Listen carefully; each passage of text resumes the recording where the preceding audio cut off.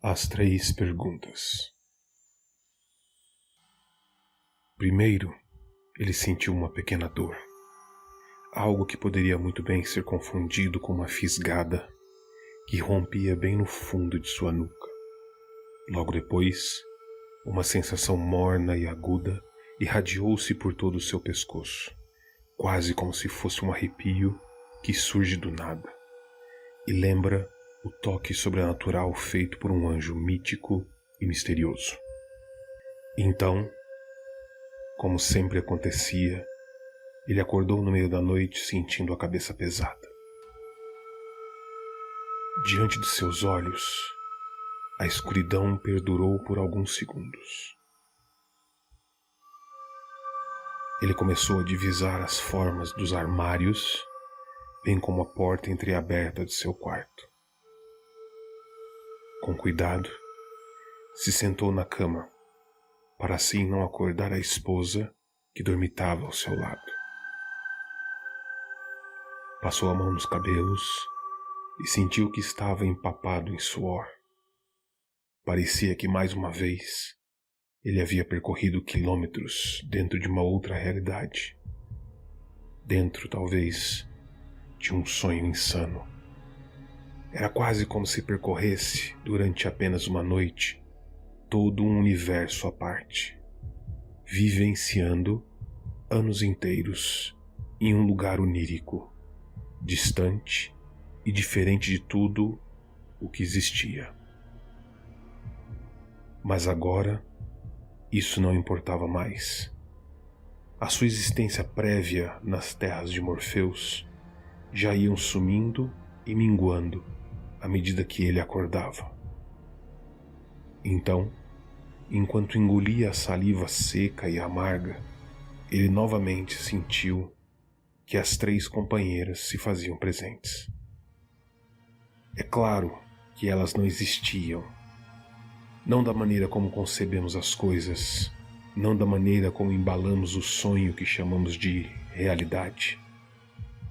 Elas não eram nem criaturas corpóreas ou mesmo aparições fantasmagóricas. Por isso mesmo, elas eram assustadoras. Elas eram as 3 perguntas que sempre o visitavam quando ele despertava naquela hora da madrugada. A primeira conviveu com ele por toda a sua infância, e só por isso ele a imaginava como uma garota bela, diferente de tudo que ele conheceu, que sempre o remetia à lembrança da sua primeira namoradinha e da primeira vez que sentiu a estranheza de ter um beijo roubado.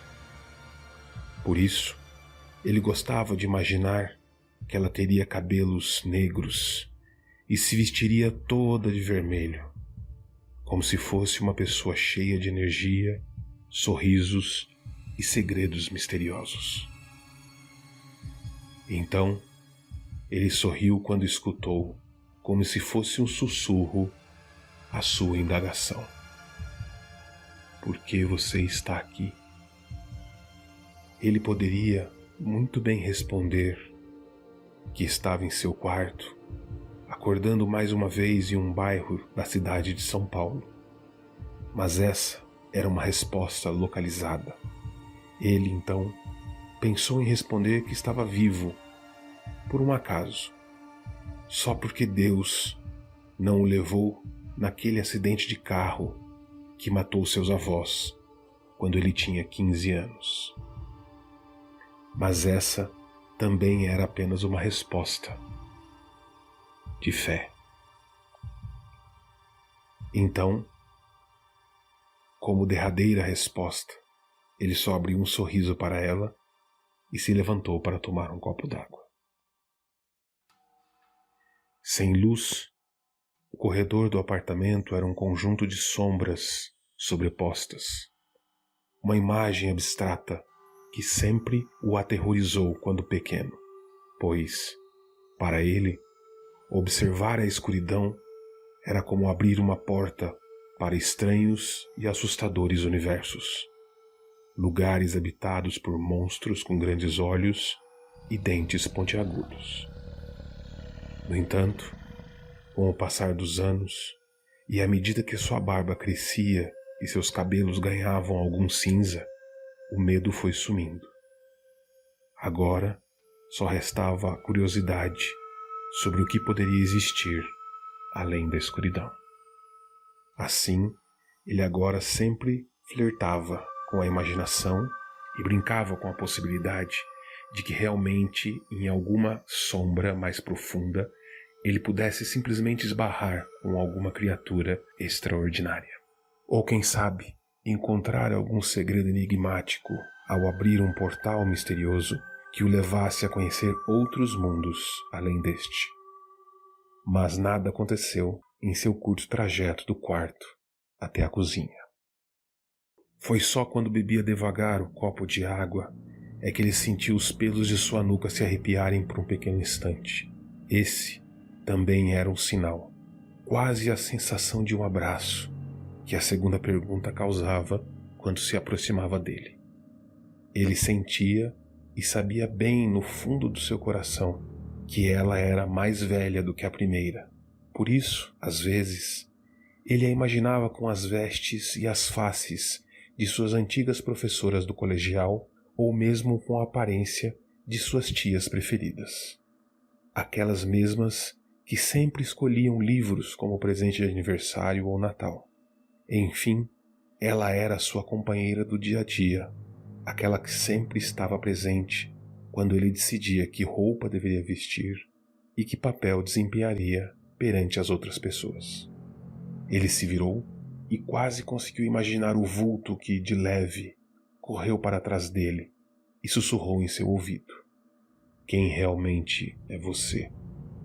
Essa era a segunda pergunta que o acompanhava para onde quer que ele fosse. Se fosse dar uma aula, ele assumiria a postura de um professor. Na empresa, quando andava rápido com os sapatos repicando no chão, ele escutava de novo a mesma pergunta. Mas isso nada respondia quem realmente ele era. Então, ele apenas sorriu de novo e terminou de engolir o restante da água que agora aplacava a sede que seu corpo sentia. Agora, totalmente desperto, ele só pôde fazer aquilo que sempre fazia. Foi até o seu escritório, ligou o computador e começou a escrever as ideias que pairavam à sua volta. A música baixa, no seu fone de ouvido, ditava o tom do seu teclar.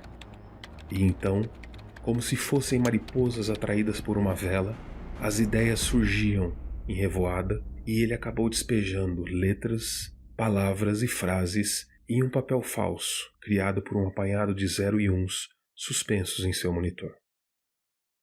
"Ah, que saudade da minha Olivete", suspirou saudosamente.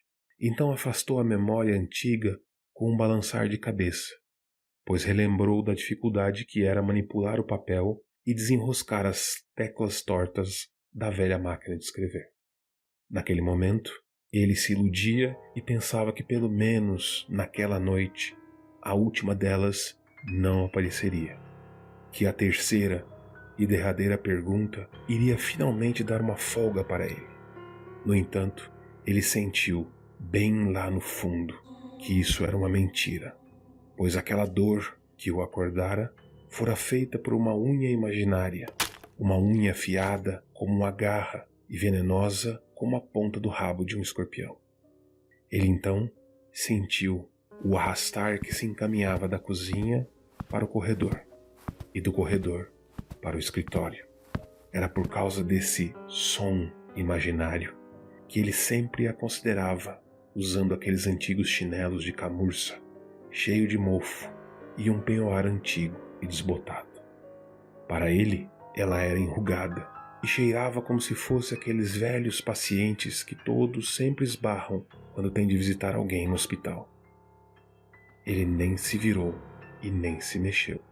Não precisava, pois diferente das outras, ela o enlaçou, como se fosse um vento gélido que entra de mansinho pela fresta da janela apenas para lembrar que até mesmo o calor é passageiro. E assim, estalando os poucos dentes que ainda tinha na proverbial boca, perguntou: por que você existe nesse curto período de tempo, se tudo o que existe está preso entre duas enormes eternidades? Ele sempre odiava quando ela fazia isso.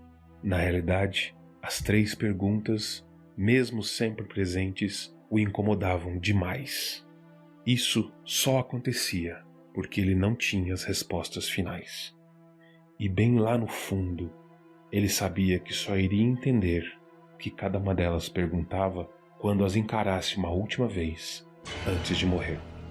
Mesmo assim, criando coragem, ele se levantou e no último impulso se aproximou sem medo da sombra que se esvaía para assim responder: eu estou presente neste momento porque vocês me colocaram aqui. Vocês, as bondosas sem face, aquelas que fiam, atam e cortam o fio da vida, me escolheram para que eu me encontrasse com outros escritores, ou seja, junto de outros como eu, que buscam a imaginação e o sonho que poderei cumprir a missão que me foi dada. A última sombra, então, desapareceu por completo, deixando para trás apenas a sensação de um mistério que ainda deve ser desvendado. E enquanto o sol despontava no céu, o escritor sentiu que havia finalmente encontrado mais um pedaço daquela meada, mais uma parte do fio daquela história que estava escrevendo e sendo escrita enquanto ele vivia. Um chamado assustador e misterioso que pode revelar as respostas que sempre rondam as nossas vidas. E você, já recebeu a visita de alguma delas hoje?